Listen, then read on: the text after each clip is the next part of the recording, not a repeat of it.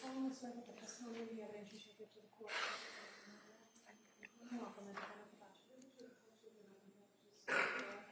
Thank you. You may take a seat.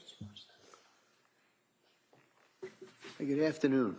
Hi, good afternoon. I'm going to ask you, speak into that microphone, keep your voice up, okay? Okay. Great, thank you. Counsel. Thank you, Judge. Good afternoon. Tell us your name, please, and spell it. It's Allison Ozko, Allison. Last name is Ozga. You know Lindsay? I do. How you know her? Lindsay's my sister.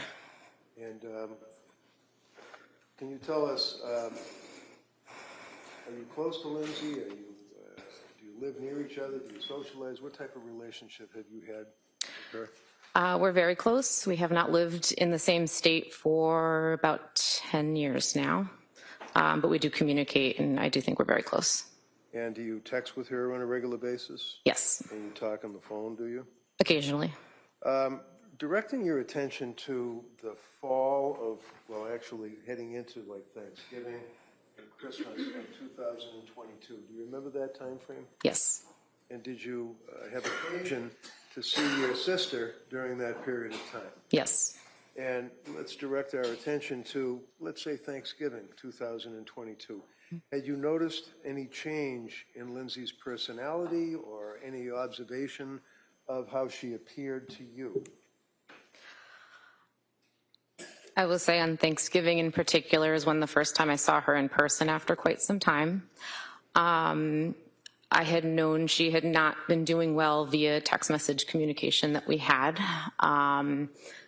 I think on Thanksgiving, she, her mood did not look good, her energy, she didn't seem very energized. It definitely seemed off from how I've seen her in the past. And were you aware that that carried through from November into December, around the holiday season, if you had stayed in touch with her? Yes. And can you tell us what you observed about her around the holiday season as it related to her, from your observations and your texting and your communications with Lindsay? How did she appear to you at that point? The beginning of December, it seemed like she very much decompensated. I do remember her saying at one point at the beginning of December, something along the lines of, I'm in a really tough spot. And knowing what she had shared with me previously about how her mental health had been struggling, I had this gut feeling that something was off and that she was really struggling, and I asked her if she was safe. What did she say? She said yes at that point. And you knew her husband, Pat? Yes. And you knew the kids? Yes. Obviously. Do you recall around Christmas itself, and perhaps a little bit thereafter, that you spoke with her and that she indicated, basically, I'm not doing okay? Yes. Can you tell the jury what you observed about her demeanor or her symptomology when you said she was decompensating around that time? What were they symptoms in your mind of? Based on communication with Lindsay, and I started communicating with Pat directly at that time, she was reporting her mood was worsening, as she described as depression. She was having more suicidal thoughts. Insomnia continued to be an issue. She was really not feeling like herself. And did you know that during that period of time where she was telling you about the suicidal thoughts and the issue of depression, that she was seeing doctors? Yes. And what did she tell you about seeing the doctors, and if she was on any medication, and if so, what effect did they have on her? So the first thing she said about the doctors was back in October when she said that she saw a doctor for Zoloft and had a very awful reaction to that Zoloft. Would that be Dr. Tufts? I don't believe she shared that specific with me. Share the name? Okay. No. And then I think throughout our communication over the couple months of October to December, she did share with me that she was going to doctors, she was getting different prescriptions, kind of all the things that they were trying and different treatments they were looking at. And do you recall when you were talking with her about her symptoms towards the end of December that she had, in your words, decompensated significantly and stated to you that she felt nothing and that she was scared, things of that nature? Yes. What else did she tell you, if you recall? I At the end of December, so I think it was more along the same of, that she is really not feeling well. Her mood is down. She's feeling numb. She's feeling hopeless. I believe at the very end of the month, she told me she had had suicidal ideation every day for a month. Do you recall towards the end of the month around New Year's that she voluntarily admitted herself somewhere? Yes. Do you know where she admitted herself? McLean Hospital. And while she was at McLean Hospital, ultimately, do you know how she got out of McLean Hospital? It was my understanding that she was weaning off of some medication that she was on, and then was eventually discharged 5 days later. Now, did you see her or talk to her after she left McLean Hospital trying to wean herself off of whatever medication it was? Because you don't know what the medication was, right? I believe it was Seroquel. Seroquel. Yep. Did she tell you anything to the effect that when she got out of the hospital that she felt as though this was a step in the right direction? Did she seem as though she was trying to be positive about her life? Yes.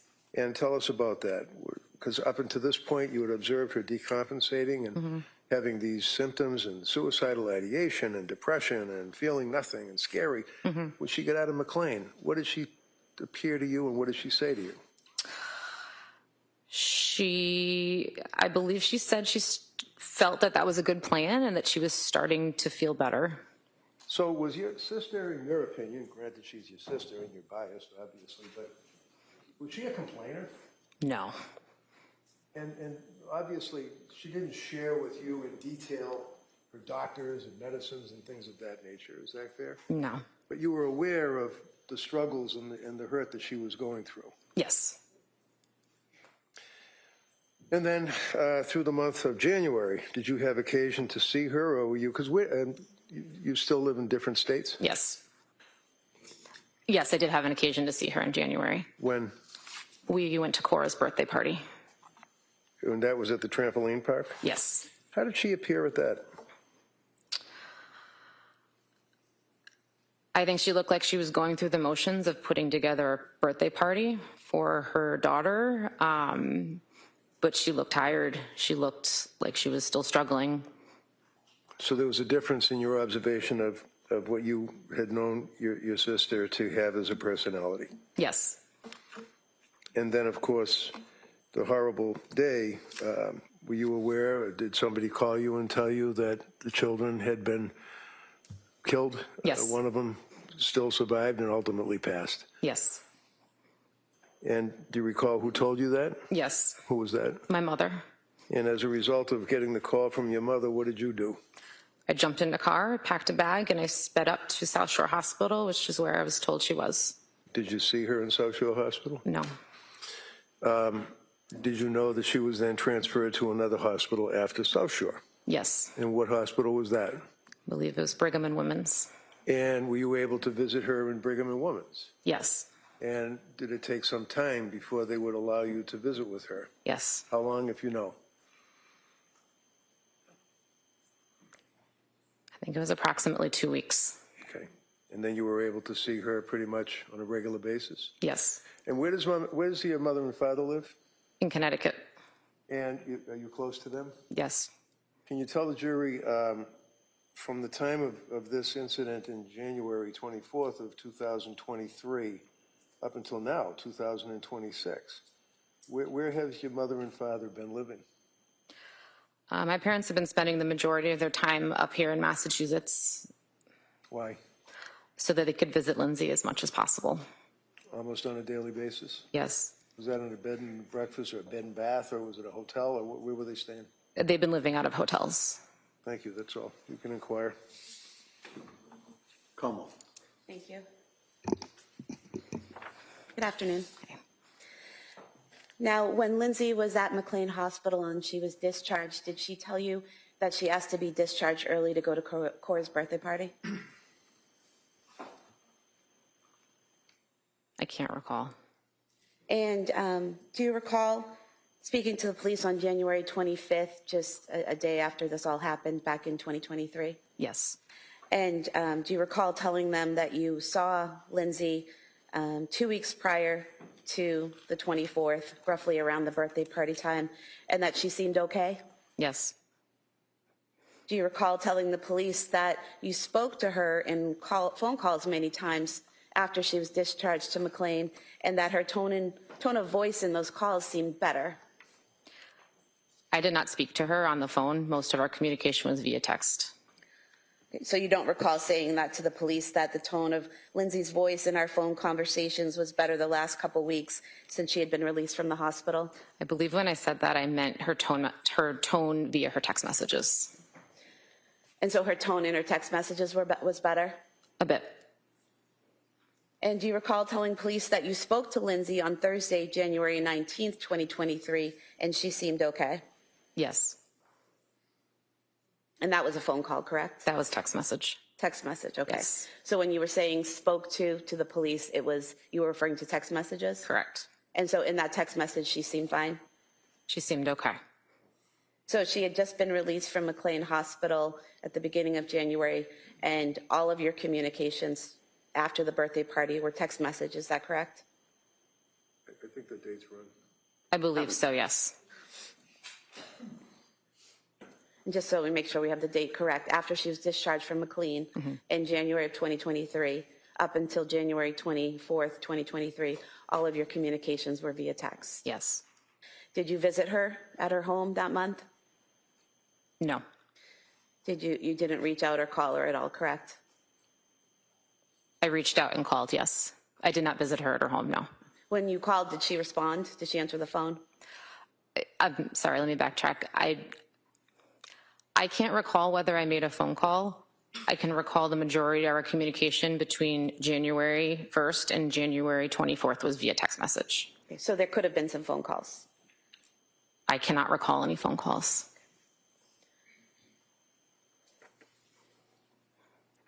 You are a licensed social worker, correct? Correct. And you're a mandated reporter, correct? Yes. And at any point in time between January 1st, 2023 and January 24th, 2023, did you have enough concern about the safety of the kids or the safety of your sister to file a report as a mandated reporter? No. Ms. Thank you. That's Ray? all I have, Judge, thank you. Okay, thank you. You may step down.